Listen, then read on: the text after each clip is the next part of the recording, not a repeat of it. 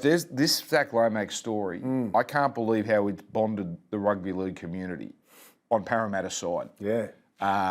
Parramatta has taken a stance, and a lot of this has been played out in the media, so we've got to take it on trust. Well, what we do know, Zac wanted to go to R360. Parramatta let him out early. And obviously R360 fell over, at least for now. Zac wants to come back. Melbourne have said we're sniffing. Parramatta have said give us one of 3 players.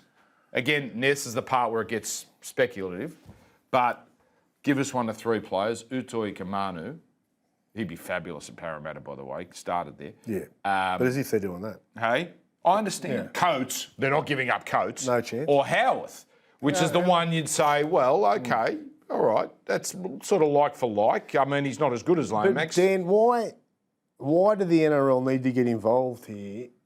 You know, Zac turned his back on the game, right? That's right. He said, see you later, knowing there was going to be a ban, you know, knowing how strict Volandis was on the decision to turn your back on our game and go to 360. Knowing that he was walking out on a contract and letting down a team and a club and their fans as one of their best players on a long-term deal.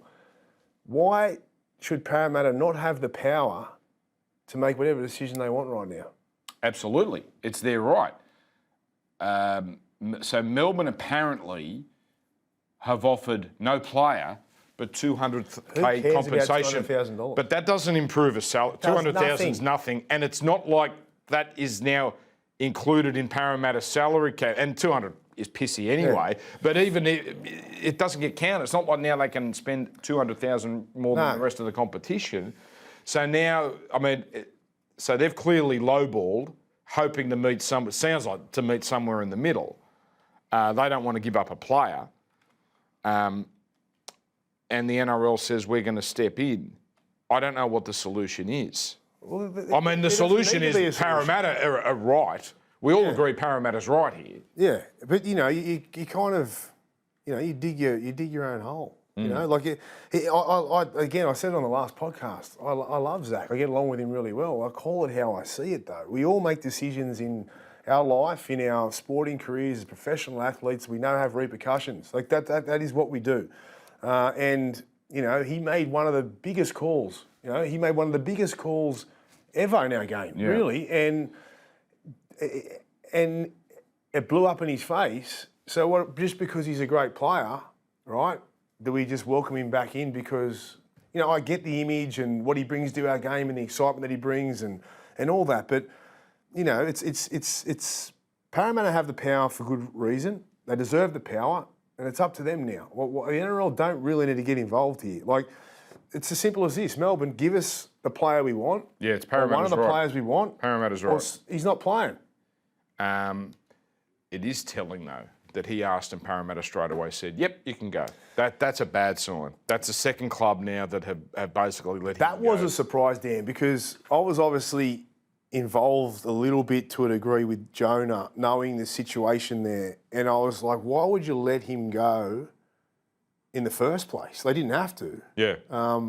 Such a high-quality player takes up a lot of your cap, but really, I'd say he's worth every cent, if not probably more, right, yeah. Zac, for what he brings to a team. Yeah.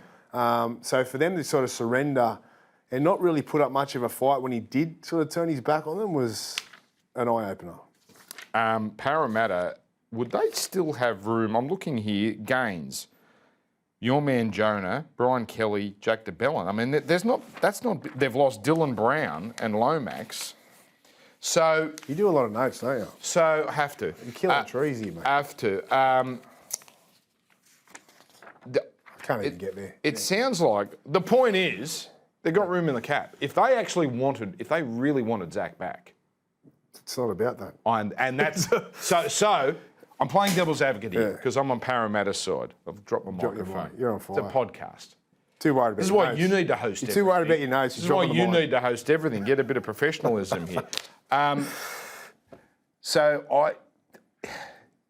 Does the NRL have the right, devil's advocate, because I don't believe this, to say, well, you have the room, take him back. If you don't want to take him back, you've got to let him go somewhere else. That's where it's at. you playing devil's advocate, but you're right.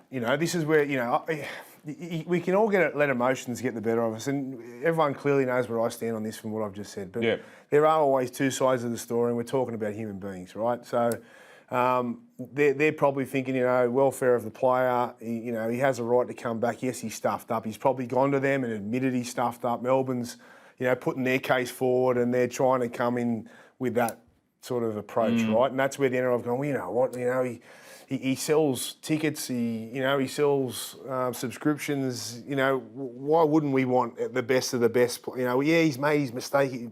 He hasn't actually played for 360 because it hasn't eventuated. So that's on the flip side, right? That's where... It is funny, we go from 10-year bans to, no, we're now going to be a broker to get you back in based on... Yeah.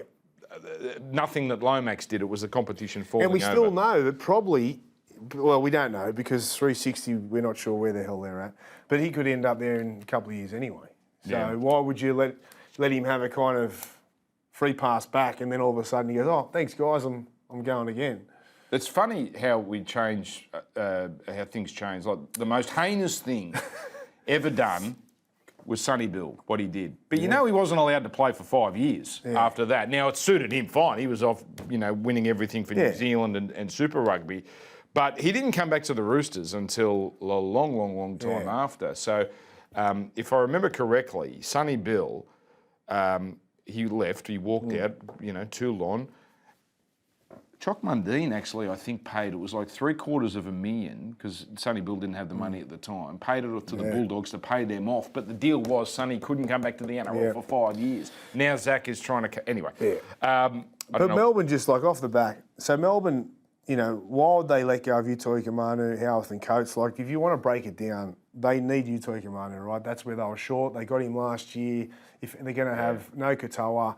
they can't, they've lost Nelson to boxing. They cannot lose any more forwards. They're already short in that department. So he's a zero chance, not even a 0.1%. Howarth, Coates, you look at Coates, right? Now, if you look at Melbourne the last 2 years, they've made the grand final, but when they get, and they'll continue to make the finals this year, but when they get the big games, their lack of creativity on the edges hurts them, and their only option is the kick to Coates. Yeah. So they're not going to lose him. And then Howarth's the only one that is a consideration. And Parra could use him as a back rower, centre, whatever they want to do there. But Howarth is the only one that would be of consideration of Melbourne, I believe, to let go. But then is it worth Parramatta losing Zac and getting a Howarth?